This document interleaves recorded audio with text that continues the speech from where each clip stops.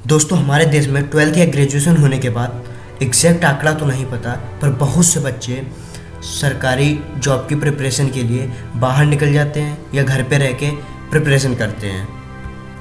और उसमें से कुछ ही स्टूडेंट, आंकड़ा इतना छोटा है कि बता नहीं सकते, जो अपनी मनचाही नौकरी पाते हैं। प्रिपरेशन के दौरान ऐसी बहुत सी प्रॉब्लम्स होती हैं, फाइनेंशियली से लेके मेंटली तक, जिनको हम फेस करते हैं।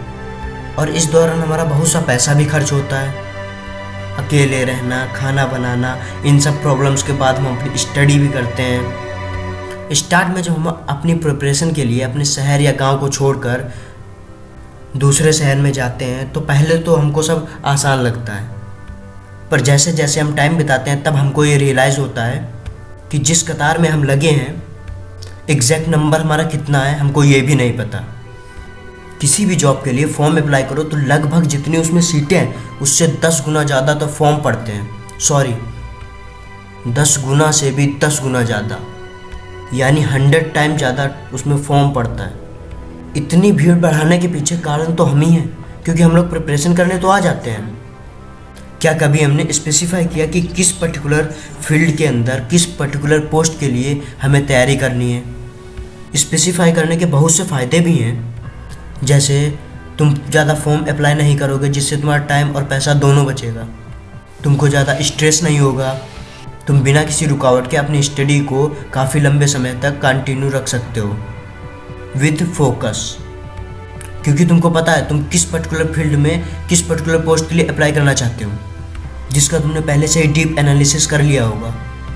और तुमको कौन सी वैकेंसी आ रही है, किसका रिजल्ट आउट हुआ है, इसकी भी कोई टेंशन नहीं रहेगी, जिससे तुम अपना पूरा फोकस अपनी स्टडी में लगा पाओगे। क्योंकि फॉर्म देखना, अप्लाई करना, पेपर देना, इन सब में 2 या 3 महीनों का समय लग जाता है, जिसके बीच हमारी पढ़ाई, स्टडी बहुत डिस्टर्ब हो जाती है। एक साल में 2 या 3 बार तो फॉर्म डालते होगे, या इससे ज़्यादा भी डालते हो। उसके हर फॉर्म के बीच 2 या 3 महीने का गैप रहता है, उसमें पूरी पढ़ाई डिस्टर्ब रहती है। एक साल में 2 या 3 ही महीने हम लोग पढ़ाई कर पाते हैं।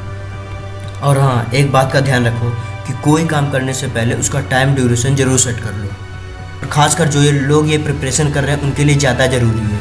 देखता हूँ कि लड़के जॉब की प्रिपरेशन के चक्कर में 10-10 साल यूँ ही 8x10 के कमरे में रहकर गुजार देते हैं। आपको ऐसा नहीं करना चाहिए। ये जीवन बहुत अनमोल है, समय बहुत कीमती है, इसको यूँ बर्बाद मत करो।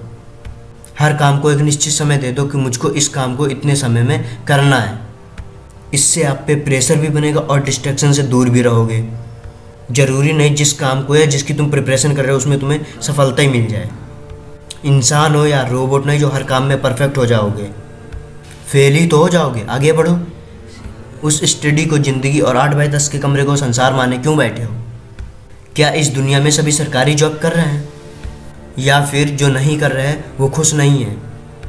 ये 21वीं सदी है मेरे दोस्त। आज की डेट में जितने इंसान हैं उससे ज़्यादा कैरियर ऑप्शंस हैं। देखो और ढूंढो, पर इसके लिए आपको कुछ रटना नहीं पड़ेगा।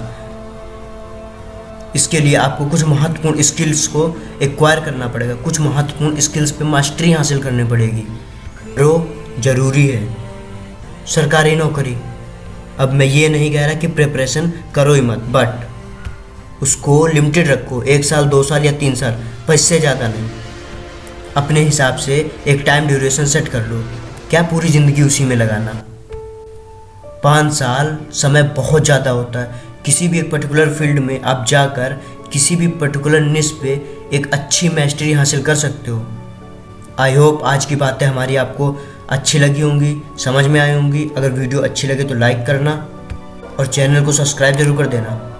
और हाँ, नोटिफिकेशन बेल को दबाना ना भूलना। Thank you for watching my videos. Thanks.